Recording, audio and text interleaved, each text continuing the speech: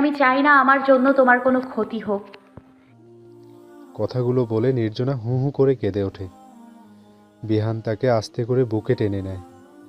নির্জনার জন্য বিহানের খুব কষ্ট হচ্ছে। মেয়েটা হাসি খুশি মুখের আড়ালে কত যন্ত্রণা লুকিয়ে রেখেছে।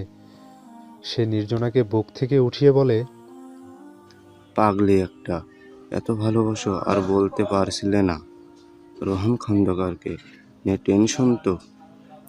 ঠিক আছে, আজই এমন ব্যবস্থা করব যে রোহন খন্দকার কেন পৃথিবীর কেউ আর তোমাকে আমার থেকে আলাদা করতে পারবে না। নাক টেনে টেনে নির্জনা জিজ্ঞেস করে, কি করবে তুমি? কিন্তু আম্মু। আমরা আজই বিয়ে করব। কোনো কিন্তু না, রোহন খন্দকারকে ভয় পেলে সে আরও পেয়ে বসবে। এখন সাহসী হতে হবে। তুমি যদি একবার আমাকে বিয়ে করে ফেলো তাহলে পৃথিবীর কোনো শক্তি আর আমাদের আলাদা করতে পারবে না। কিন্তু তার জন্য আমার মেয়েটাকে রাজি হতে হবে। বলো নির্জনা, তুমি কি এই বাঁদরটাকে বিয়ে করবে? পাপিয়া আক্তারের আওয়াজে তারা দুজন দুজনের থেকে সরে দাঁড়ায়। ওভাবে বলো না, বাদর হলেও কিউট আছে। পাপিয়া আক্তার খুশিতে নির্জনাকে বুকে টেনে নেয়। বোকা কোথাকার, এত কিছু হয়ে গেল আর তুমি আমাকে জানাওনি?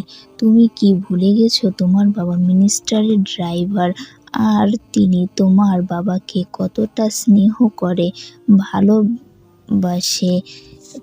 তোমার ভার্সিটিতে ভর্তির সময় তিনি আমাদের কত হেল্প করেছে, মনে নেই? মানছি রুহানা খন্দকারের আমরা কিছু করতে পারবো না, কিন্তু মন্ত্রী জাফর সিদ্দিকী তো করতে পারবে। কিচ্ছু হবে ভেবো না, সব ঠিক হয়ে যাবে। নির্জনা মায়ের বুকে মুখ লুকিয়ে থাকে, কিন্তু বিহান পাপিয়া আক্তারের কথা সম্পূর্ণ সহমত না জানিয়ে বলে, খালামণির মন্ত্রী হলেও কেউ শুধু শুধু লায়ন গ্রুপের বিরুদ্ধে যাবে না।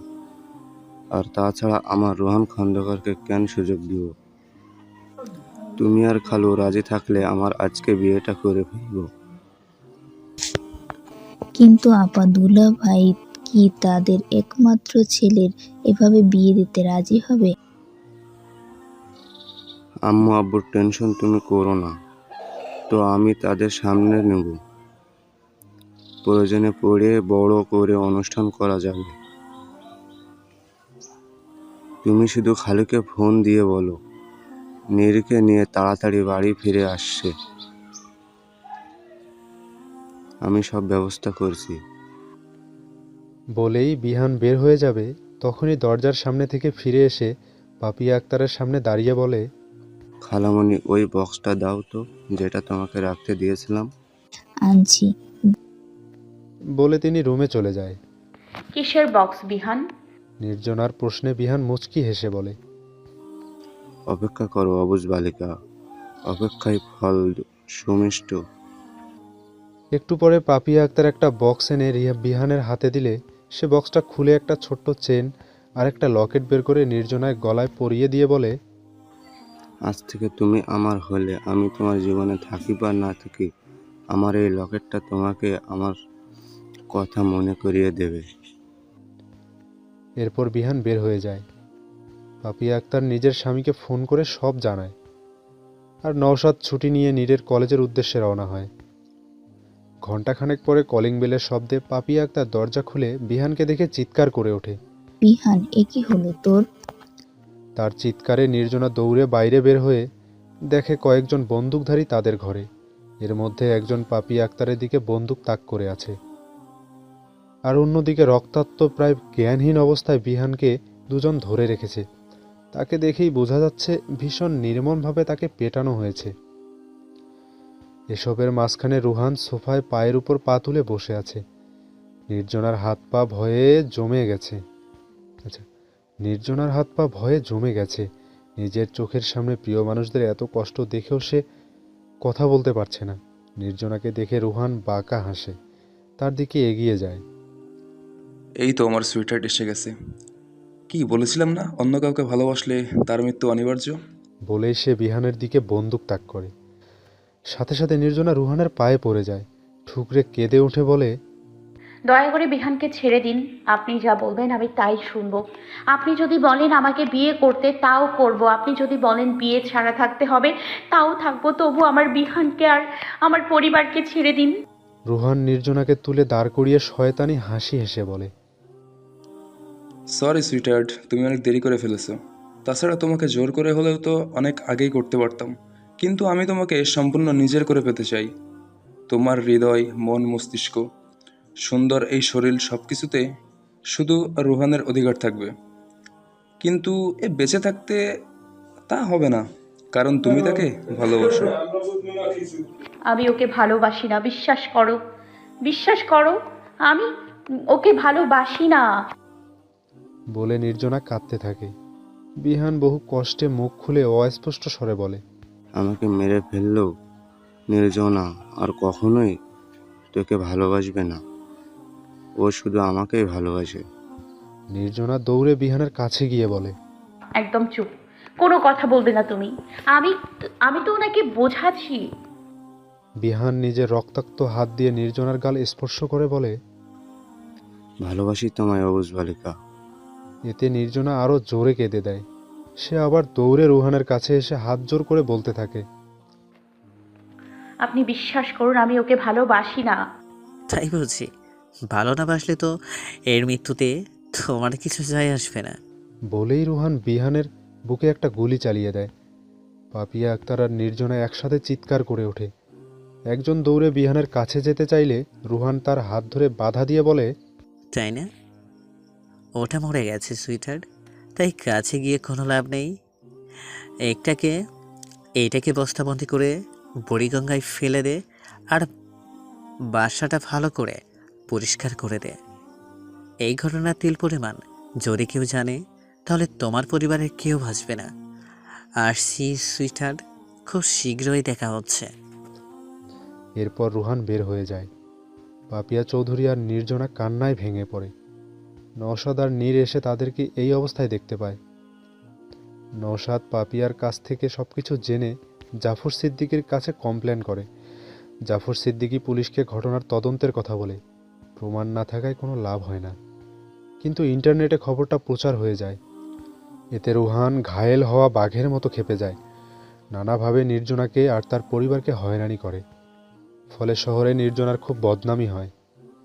বাধ্য হয়ে নওশাদ পরিবার নিয়ে অন্য শহরে চলে যায়। সেখানে সব ঠিকঠাক চলছিল, কিন্তু হঠাৎ আবার একদিন নির্জনার কাছে রুহানের ফোন আসে। ঘটনাক্রমে নওশাদ তা রিসিভ করে আর তাকে উল্টোপাল্টা কিছু কথা শোনায়। ফলশ্রুতিতে কিছুদিন পর নওশাদ নীরকে নিয়ে স্কুল থেকে ফেরার পথে তাদের রিকশাকে একটা ট্রাক চাপা দেয়। মুমূর্ষু অবস্থায় দুজনকে হাসপাতালে নিয়ে যাওয়া হয়, কিন্তু সেখানকার ডাক্তার চিকিৎসা করতে অসম্মতি জানায়।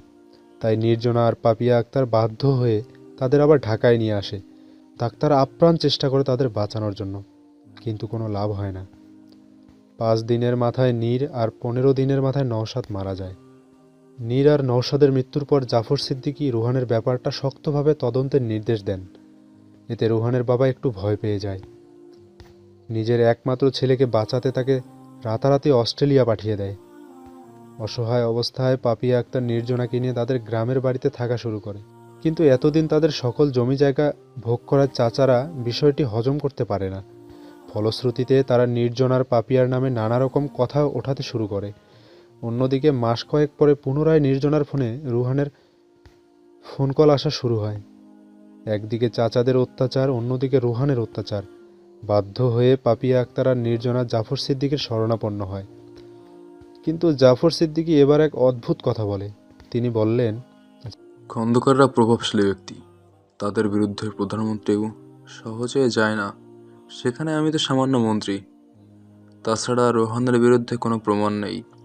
তবে নির্জনার মা যদি আমার পরিবারের সদস্য হতো, তবে আমি তার নিরাপত্তার ব্যবস্থা করতে পারতাম, পার্সোনালিটি সিকিউরিটি দিতে পারতাম। এরপর তিনি ইনিয়ে বিনিয়ে তার মানসিকভাবে অসুস্থ ছেলের সাথে নির্জনার বিয়ের কথা বলে। পাপিয়া আক্তার রাজি না হলেও নির্জনা এক কথায় রাজি হয়ে যায়, কিন্তু তার শর্ত থাকে যে কোনো মূল্যে জাফর সিদ্দিকী তার মাকে রুহানের হাত থেকে বাঁচাবে। অতীতের এইসব কথা ভাবতে ভাবতেই গাড়িতেই নির্জনার তন্দ্রা চলে আসে। হঠাৎ সে দেখতে পায় বিহান তার দিকে হাত বাড়িয়ে দাঁড়িয়ে আছে, আর নির্জনা সেই হাত ধরা মাত্রই বিহান ছুঁয়ের মতো উবে যায়। নির্জনা খেয়াল করে তার হাতে রক্তে রঞ্জিত হয়ে যাচ্ছে এবং সাথে সাথে চারিদিকটা অন্ধকার হয়ে গেছে।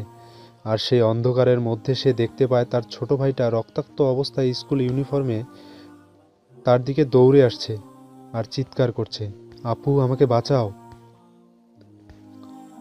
নির্জনা তার দিকে এগিয়ে যাবে, তখনই তার বাবা নওশাদ রহমানের আত্মচিৎকার কানে ভেসে আসে। সেদিকে তাকাতেই নওশাদ রহমান বলে ওঠে, শত চেষ্টা করেও নিজের বাবা আর ভাইকে বাঁচানোর জন্য নিজের জায়গা থেকে চুল পরিমাণ নড়তে পারছে না নির্জনা। তাদের দুজনের আর্তনাদে নিঃশ্বাস বন্ধের উপক্রম হচ্ছে। বহু কষ্টে চোখ মেলে তাকায় নির্জনা। হৃৎপিণ্ডটা এখনও ওঠানামা করছে। ঘন ঘন নিঃশ্বাস ফেলে নিজেকে শান্ত করে চারিদিকে তাকিয়ে দেখে সে এখনও গাড়িতে। তার পাশে জাফর সিদ্দিকীর সিটে মাথা ঠেকিয়ে ঘুমাচ্ছে। খানিক বাদে গাড়ি থামতেই জাফর সিদ্দিকীর ঘুম ভেঙে যায়। তিনি ড্রাইভারকে কারণ জিজ্ঞেস করতেই ড্রাইভার জানায় টায়ার পাংচার হয়েছে। তাই বাধ্য হয়ে নির্জনা আর জাফর সিদ্দিকী নেমে দাঁড়ায়। নির্জনার চোখে মুখে অস্থিরতা দেখে জাফর সিদ্দিকী তাকে জিজ্ঞেস করেন। তুমি ঠিক আছো? নির্জনা মাথা নাড়িয়ে সম্মতিও জানিয়ে বলে, জি আমি ঠিক আছি। আপনাকে একটা কথা জিজ্ঞেস করার ছিল। বলো। আম্মুকে একা রেখে এলাম, যদি রুহান খন্দকার বা আমার চাচারা আম্মুর কোনো ক্ষতি করে? চিন্তা করো না, তোমার আম্মুর পেছনে গার্ড রেখেছি। ওরা ছদ্মবেশে 24 ঘন্টা তোমার মাকে পাহারা দেবে। ধন্যবাদ স্যার। প্রথমত, ধন্যবাদ দেওয়ার মতো আমি কিছু করিনি, এটা আমার কর্তব্য। আর দ্বিতীয়ত, এখানে স্যার বলবে? এদেশের ছেলের বউরা শ্বশুরকে বাবা বলে ডাকে। নির্জনা মুচকি হেসে বলে, আমি আপনার ছেলের বউ, এটা যেমন সত্য তেমনি এটাও সত্য আমি আপনার ড্রাইভারের মেয়ে। তাই আপনাকে বাবা বলে নিজের অবস্থানটা ভুলতে চাই না। আহা, এখানে অবস্থানের কথা আসছে কেন? তুমি আমার পুত্রবধূ, এর চেয়ে বড় অবস্থান আর কি হতে পারে? যথার্থ বলেছেন স্যার, কিন্তু একটা কথা বলুন তো, আজ যদি আপনার ছেলে সুস্থ থাকতো তাহলে কি তার সাথে আমাকে বিয়ে দিতেন?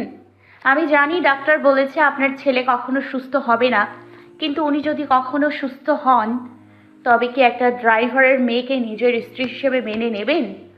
নির্জনার প্রশ্নের কোনো উত্তর দিতে পারল না জাফর সিদ্দিকী। মেয়ে হিসেবে যতই ভালো হোক না কেন, আজ অর্ক সুস্থ থাকলে কোনোদিনও তিনি নির্জনার সাথে তার বিয়েটা দিত না। কেননা সমাজ স্ট্যাটাস বলে একটা কথা আছে, যেগুলো চিৎকার করে জাফর সিদ্দিকীর মস্তিষ্কে জানান দিচ্ছে নির্জনার মতো মধ্যবিত্ত পরিবারের মেয়ে তার পরিবারের বউ হতে পারে না। জাফর সিদ্দিকীর মৌনতার পরিপ্রেক্ষিতে নির্জনা বলে, স্যার স্যার আপনার নীরবতাই আমাকে উত্তর দিয়ে দিয়েছে। বাবা মারা যাওয়ার পর আমি একটা কথা বুঝেছি, এ জগতে কোনো কিছুই ফ্রি না, সব কিছুর বিনিময় হয়। যেমন আপনার সাথে আমার হয়েছে, আমাদের মামের নিরাপত্তার বিনিময়ে আপনার অসুস্থ ছেলের সারা জীবনের দায়িত্ব আমার। আর আমি এটাও জানি, কখনো আপনার ছেলে সুস্থ হলে আপনাদের বাড়ি আমার ছাড়তে হবে। জাফর সিদ্দিকী জোরালো গলায় বলে, এমন কিছুই হবে না। তুমি যেমন এখন আমার পুত্রবধূ, তেমন অর্ক ভালো হয়ে গেলেও থাকবে। স্যার এই কথাটা এত জোরালো গলায় বলবেন না, কারণ আপনার ছেলে সুস্থ হলে সেই অধিকার আর আপনার কাছে থাকবে না। টায়ার বদলানোর পর ড্রাইভার তাদের গাড়িতে ডাকে। ধীর পায়ে নির্জনা গাড়ির দিকে এগিয়ে যায়। জাফর সিদ্দিকী ভাবতেও পারছে না একটা বাচ্চা মেয়ে তাকে এইভাবে আয়না দেখিয়ে দিবে। নিজের বিবেকের কাছে আজ তিনি প্রশ্নবিদ্ধ। সত্যিই তো, যে অসহায় মানুষের পাশে দাঁড়ানোর অঙ্গীকার নিয়ে তিনি রাজনীতিতে নেমেছিলেন, আজ যখন একটা অসহায় মেয়ে তার কাছে সাহায্য চাইল, তখন তিনি কি করলেন? নিজের স্বার্থে মেয়েটাকে ব্যবহার করলেন। নিজের অসুস্থ ছেলের সাথে বিয়ে দিয়ে মেয়েটার জীবন নষ্ট করে দিলেন। আজ জাফর সিদ্দিকীর বিবেক তাকে প্রচণ্ড ধিক্কার দিচ্ছে। বরের গাড়ি। অর্ক নিজের রাগ কোনোভাবে নিয়ন্ত্রণ করতে পারছে না। সে রাগে গম গম করে বলতে থাকে, একটা মেয়ে কতটা লোভী হলে পাগলকে বিয়ে করতে রাজি হয়? অর্ককে সমর্থন করে আরশি বলে, আই অ্যাগ্রি, মেয়েটা লোভী। আমি তো ভেবেই পাই না নওশাদ আঙ্কেলের মতো একটা ভালো মানুষের মেয়ে এতটা লোভী হতে পারে। তখন ডাক্তার প্রীতি তাদের দুজনের কথায় অসম্মতি জানায়। এভাবে বলো না তো, এমনও তো হতে পারে মেয়েটা কোনো কারণে এই বিয়েটা করতে বাধ্য হয়েছে। অর্ক বাঁকা হেসে বলে, টাকার চেয়ে বড় কারণ আর কিছুই হতে পারে না ডাক্তার প্রীতি। খোঁজ নিয়ে দেখো, মেয়েটা হয়তো আমার বাবার সাথে মোটা টাকার বিনিময়ে কোনো কন্ট্রাক্ট সাইন করেছে, কিংবা কোথাও আমার নামে থাকা প্রপার্টির ব্যাপারে জানতে পেরেছে, তাই বাবাকে এভাবে পটিয়েছে। প্রীতি দীর্ঘশ্বাস ছেড়ে বলে, হতেও পারে। আমি তো এই জন্য বললাম যে মেয়েটাকে দেখে খুব ইনোসেন্ট মনে হয়েছে, কি সুন্দর মায়াবী মুখটা। ছলনা সবসময় সুন্দর হয় ডাক্তার প্রীতি। একদম। তার মানে তুমি স্বীকার করছো মেয়েটা সুন্দর? এবার অর্ক চুপ হয়ে যায়। কিছুক্ষণ পর আরশি আবার বলে, কি ভাবলে মেয়েটাকে কিভাবে শিক্ষা দেবে? Just wait and watch. ওই মেয়ে বাড়িতে ঢোকার পর থেকে এমন টর্চার করব না যে দুদিনের মাথায় লেজ গুটিয়ে পালাবে। সব প্ল্যান করা আছে। প্লিজ তোমার প্ল্যানে আমাকেও অ্যাড করে নাও। I am so excited. একটা দীর্ঘশ্বাস ছেড়ে প্রীতি তাদের দুজনকে সাবধান করে বলে, যা করে ভেবেচিন্তে করবে। দেখা গেল তোমাদের ধারণা সম্পূর্ণ ভুল, আর মেয়েটা সম্পর্কে আমি যা ভাবছি তাই সঠিক। তখন কিন্তু নিজেদের ক্ষমা করতে পারবে না। কিন্তু প্রীতির কথায় অর্ক কিংবা আরশি কোনো পাত্তাই দিল না, বরং তারা উৎসাহের সাথে নির্জনাকে অপদস্থ করার পরিকল্পনা করতে লাগলো। জহুরা মঞ্জিলের বধূবরণের অনুষ্ঠান চলছে, কিন্তু নববধূর পাশে বর তো নেই, বরং সে নিজের বউকে বাড়ির ভেতরেই প্রবেশ করতে দিচ্ছে না। অর্ক জেদ ধরে দরজা আগলিয়ে দাঁড়িয়ে বলে, এই পেতনিটা আমাদের বাড়িতে ঢুকবে না। আরশি আর ডাক্তার প্রীতি যখন একা থাকে তখন অর্ক স্বাভাবিকভাবে কথা বলে, এছাড়া সবার সামনে সে বাচ্চাদের মতো কথা বলে। জাফর সিদ্দিকী অনেক চেষ্টা চরিত করেও অর্ককে রাজি করাতে পারছে না। তিনি নির্জনার চোখে চোখ মেলাতে পারছে না। একে তো মেয়েটাকে কাজের লোক দিয়ে বরণ করা হচ্ছে, তার উপর সেটাতেও অর্ক বাধা দিচ্ছে। আত্মীয় স্বজনদের অবশ্যই তিনি আসতে বলেননি। এর দুটো কারণ। প্রথমত, অর্ক বিয়ে করেছে, এ নিয়ে ভালো কথা বলার বদলে সবাই নেতিবাচক মন্তব্য করবে। দ্বিতীয়ত, আত্মীয় স্বজনরা যদি এটা জানতে পারে যে নির্জনা তাদের ড্রাইভারের মেয়ে, তাহলে নাক ছিটকাবে, আর সম্ভাবনা আছে তার সাথে খারাপ ব্যবহার করার। এমনিতেই আরশি এই বিয়েটার সম্পূর্ণ বিপক্ষে, যা নিয়ে জাফর সিদ্দিকী ভয়ে আছে। না জানি কখন তার মেয়ে নিজের ভাইয়ের বউয়ের সাথে খারাপ ব্যবহার করে ফেলে। এই যে অর্ক এত জেদ করছে, তাও আরশি তাকে একবার বোঝানোর চেষ্টা করছে না। অবশেষে জাফর সিদ্দিকী উপায় না পেয়ে ফোন বের করে একজনকে এসএমএস করে। এদিক নির্জনায় এত সবে শ্রান্ত, ক্লান্ত আর বিষণ্ণ হয়েই সদর দরজায় ঠায় দাঁড়িয়ে থাকে। মিনিট সাতেক পর একটা ভারী গলার আওয়াজ ভেসে আসে। কি হয়েছে? নতুন বউ বাইরে দাঁড়িয়ে কেন? গলার আওয়াজ শুনে জাফর সিদ্দিকীর মুখে হাসি ফুটে ওঠে। অন্যদিকে আরশি আর অর্ক হতাশায় ডুবে যায়, কেননা ভারী কণ্ঠের অধিকারী লোকটির কাছে তারা বড্ড অসহায়। কারণ তিনি আর কেউ নয়, জাফর সিদ্দিকীর যোগ্য উত্তরসূরি, অর্ক আর আরশির বড় ভাই, বর্তমান প্রজন্মের সবচেয়ে জনপ্রিয় যুবনেতা ইফতেখার অর্ণব সিদ্দিকী।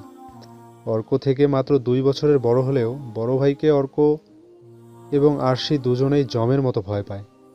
আরশি ভয় পায় কারণ অর্ণব ছোট থেকেই অত্যাধিক গম্ভীর,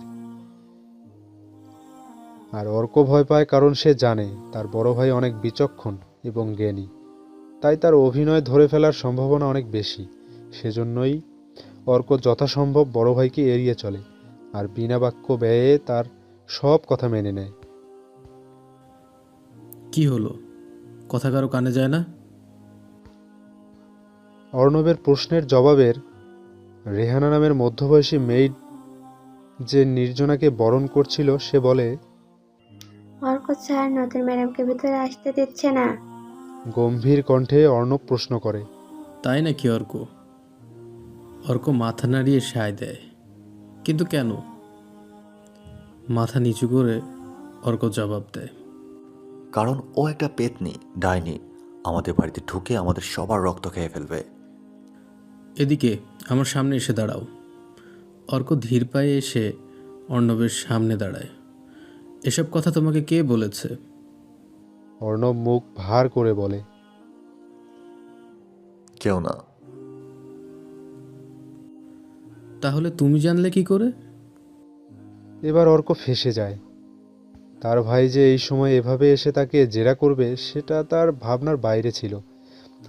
তাই মনে মনে ভাইয়ের করা প্রশ্নের উত্তর খুঁজতে থাকে। অন্যদিকে আরশি মনে মনে ভয় পায় অর্ক না আবার তাকে ফাঁসিয়ে দেয়, কারণ ইতিপূর্বে যতবার অর্ক এসব অদ্ভুত কাজ করে সে তার বড় ভাইয়ের জেরার মুখে পড়েছে, ততবারই বলেছে এসব কিছু করার বুদ্ধি তাকে আরশি দিয়েছে। অর্কের নীরবতা দেখে অর্ণব গলার স্বর তীব্র করে বলে, কি হলো বলো? তুমি কি করে জানলে? নির্জনার দিকে ইশারা করে, ও একটা পেতনি। অর্ক এইভাবে মাথা নিচু করে বলে, আমি টিভিতে দেখেছি ডাইনি পেতনিরা অনেক বেশি সুন্দরী হয়, আর এই মেয়েটা অনেক বেশি সুন্দর, তাই সেও একটা পেতনি। অর্ণব একটা দীর্ঘশ্বাস ফেলে অর্কের মাথায় হাত দিয়ে বলে, টিভিতে ভুল দেখিয়েছে, ওসব বিশ্বাস করতে নেই। এই মেয়েটা খুব ভালো। আর একটা কথা মনে রাখবে, সে তোমার ওয়াইফ। আজ থেকে আমাদের বাড়িতে এবং তোমার ঘরে থাকবে, বুঝতে পেরেছো? অর্ক মাথা নাড়িয়ে জানায় সে বুঝতে পেরেছে। Very good.